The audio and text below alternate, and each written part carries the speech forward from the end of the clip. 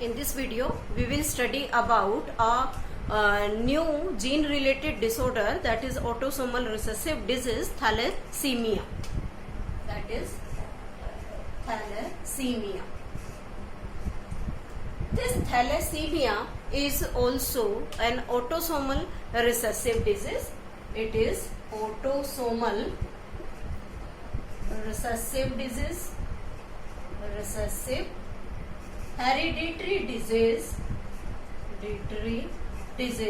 means which can be transferred from one generation to another. So it is autosomal recessive, it is hereditary disease. Again, it is also caused by mutation of gene present on autosome. आगे हम video में discuss करेंगे कि कौन से autosome पर ये disease present होती है. तो that is also caused by the mutation. और यहाँ म्यूटेशन कौन सा म्यूटेशन होगा? Deletion mutation. डिलीशन मीन्स कोई भी एक स्पेसिफिक जीन अगर डिलीट हो जाए तो उस म्यूटेशन की वजह से ये डिजीज होती है, जिसे हम क्या नाम देते हैं? Thalassaemia. This thalassaemia is also a blood related disease. अब जब हम यहाँ ब्लड की बात करते हैं तो उस ब्लड में मेन कंपोनेंट हम लेते हैं हीमोग्लोबिन. इस हीमोग्लोबिन में हमने सिकल सेल एनीमिया में बात की थी कि अल्फा और बीटा दो इंपॉर्टेंट चेन्स होती हैं जो हीमोग्लोबिन को फॉर्म करती है. मीन्स अल्फा चेन और बीटा चेन दोनों का सिंथेसिस बॉडी में अलग अलग होता है और उसके बाद वो दोनों चेन्स डाइसल्फाइड लिंकेज से लिंक होती हैं.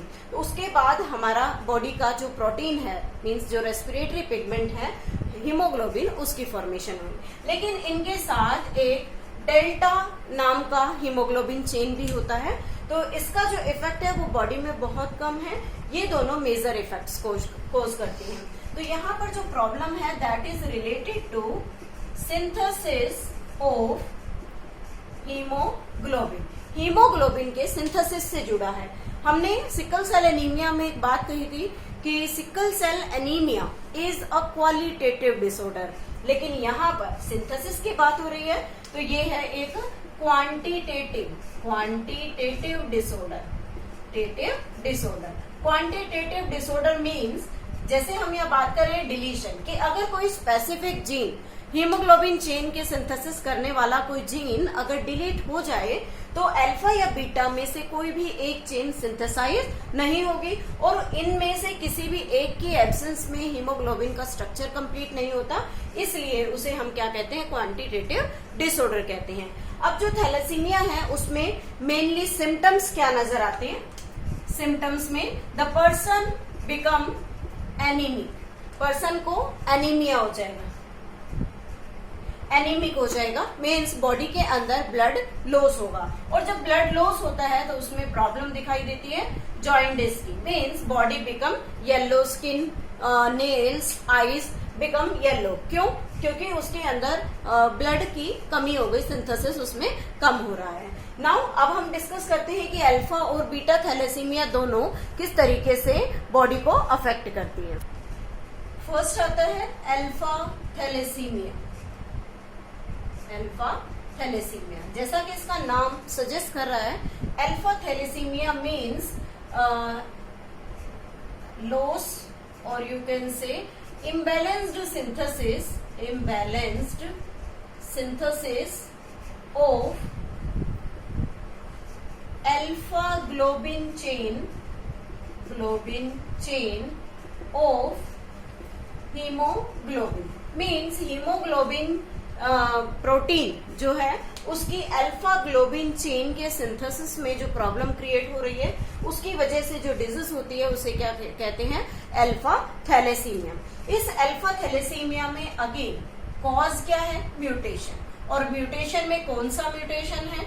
डिलीशन, जिसमें क्या होता है कोई स्पेसिफिक जीन जो इस ग्लोबिन चेन का सिंथेसिस कर रहा है वो डिलीट हो जाता है. तो यहाँ पर जो हमने बात की थी कि ऑटोसोमल डिजीज है, तो कौन से ऑटोसोम से रिलेटेड है? It is related to the chromosome number 16. Means इस अल्फा चेन के सिंथेसिस के जो जीन्स होते हैं बॉडी में वो क्रोमोसोम नंबर 16 पर प्रेजेंट होते हैं। तो अगर इस क्रोमोसोम नंबर 16 पर प्रेजेंट जीन में से किसी में डिलीशन हो जाए तो बॉडी में अल्फा ग्लोबिन चेन की फॉर्मेशन नहीं होगी and then the person will suffer from the alpha thalassaemia.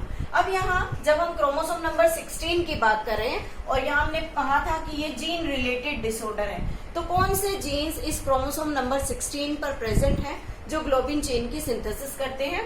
तो यहाँ पर हमारे पास दो जीन हैं, HbA1 एंड HbA2। ये दो जीन्स हैं और इन दोनों जीन्स के नीचे, इसके नीचे भी 2 एलील्स हैं, एलील, और इसके नीचे भी 2 एलील्स प्रेजेंट होते हैं। तो हम ये कहें कि यहाँ पर क्रोमोसोम नंबर 16 पर 2 जीन्स हैं जो कि रिस्पॉन्सिबल हैं synthesis of alpha chain of the haemoglobin, जो क्या करेगा, हीमोग्लोबिन की चेन की सिंथेसिस को कंट्रोल करेगा। और अगर एलील्स की बात करें तो इस HbA1 के 2 एलील, यानी कि हम लिख सकते हैं HbA1 HbA1 और यहाँ HbA2 तो टोटल एलील्स हमारे पास कितने हो गए? यहाँ पर 4 एलील्स है। किसके लिए? अल्फा ग्लोबिन चेन के सिंथेसिस के लिए। अब कहता है कि जब इसके अंदर डिलीशन हो रहा है तो डिलीशन अगर 1 एलील में होता है, 1 एलील के अंदर मीन्स आउट ऑफ दीज 4 अगर एक एलील डिलीट हो जाए तो क्या होगा? अल्फा थैलेसीमिया होगा, लेकिन ये अल्फा थैलेसीमिया बहुत माइनर कॉज क्रिएट करेगा और you can say minor effects इसके अंदर दिखाई देंगे। लेकिन अगर ये 4 के 4 alleles get deleted from the body means chromosome number 16 पर प्रेजेंट चारों एलील्स अगर डिलीट हो जाए then it cause alpha thalassaemia major, और उस पर्सन को ग्रेटर प्रॉब्लम हो जाएगी एनीमिया की, हो सकता है वो सरवाइव भी ना करे। तो इस तरीके से अगर डिलीशन एक एलील में होता है तो it cause the minor effect, और अगर ये सारे एलील्स डिलीट हो जाते हैं तो ये मेजर प्रॉब्लम को क्रिएट करता है। Next is the beta thalassaemia. Beta thalassaemia which cause imbalanced synthesis of beta globin chain of hemoglobin means अगर हीमोग्लोबिन में बीटा ग्लोबिन चेन पर इफेक्ट पड़ रहा है, उसका इम्बैलेंस्ड सिंथेसिस है, तो उसे हम क्या कहते हैं? Beta thalassaemia. Again it is also an autosomal disease, और इसमें भी क्या होगा? म्यूटेशन में अगेन यहाँ पर भी कॉज क्या है? डिलीशन। कि अगर कोई स्पेसिफिक एलील किसी क्रोमोसोम से डिलीट हो जाए तो ये म्यूटेशन होगा और इस म्यूटेशन से पर्सन को प्रॉब्लम होगी beta thalassaemia. Beta globin chain form नहीं होगी, उसका रिजल्ट क्या रहेगा? कि again person will be anaemic. तो यहाँ पर जो क्रोमोसोम है उस क्रोमोसोम का नंबर क्या है? Chromosome number 11 means alpha thalassaemia जो डिजीज है वो क्रोमोसोम नंबर 16 से रिलेटेड है और beta thalassaemia disease chromosome number 11 से रिलेटेड है। अब ये क्रोमोसोम नंबर 11, एक बात ये ध्यान रखना है, यहाँ पर जब हमने सिकल सेल एनीमिया पढ़ा था तो उसमें भी हमने क्रोमोसोम नंबर 11 के बारे में बात की थी कि बीटा ग्लोबिन चेन का सिंथेसिस जो है वो क्वालिटेटिवली अफेक्ट हो रहा था। 6th पोजीशन पर ग्लूटामिक एसिड बनने की बजाय वेलाइन बन रहा था। यहाँ पर भी सेम सिचुएशन है, बट डिफरेंस क्या है? यहाँ पर जो जीन्स प्रेजेंट हैं that is HBB means there is only single gene which has 2 allele of it. एक जीन है जो बीटा ग्लोबिन चेन के सिंथेसिस को कंट्रोल करता है और उसमें 2 एलील्स हैं। अब अगर इन 2 एलील में से 1 एलील अफेक्ट हो जाए, एलील अफेक्ट होगा तो it cause the minor problem, और अगर 2 एलील्स दोनों के दोनों एलील्स यहाँ से डिलीट हो जाते हैं तो ये क्या शो करता है? It cause the major beta thalassemia problem. क्यों? क्योंकि उसमें मेजर प्रॉब्लम क्या होगी? इम्बैलेंस्ड सिंथेसिस होगा बीटा ग्लोबिन चेन का, और उस वजह से पर्सन की बॉडी के अंदर प्रॉपर हीमोग्लोबिन का सिंथेसिस नहीं हो पाएगा। नेक्स्ट आता है हमारे पास डेल्टा थैलेसीमिया। डेल्टा थैलेसीमिया, इसका इफेक्ट बॉडी में माइनर लेवल पर दिखाई देता है। It is very minor in the body. Delta thalassemia है तो it means it affects the delta globin chain synthesis. Globin chain synthesis, delta globin chain synthesis को ये अफेक्ट करता है। और इसके अंदर मेनली कौन से जीन्स प्रेजेंट होते हैं? HBD।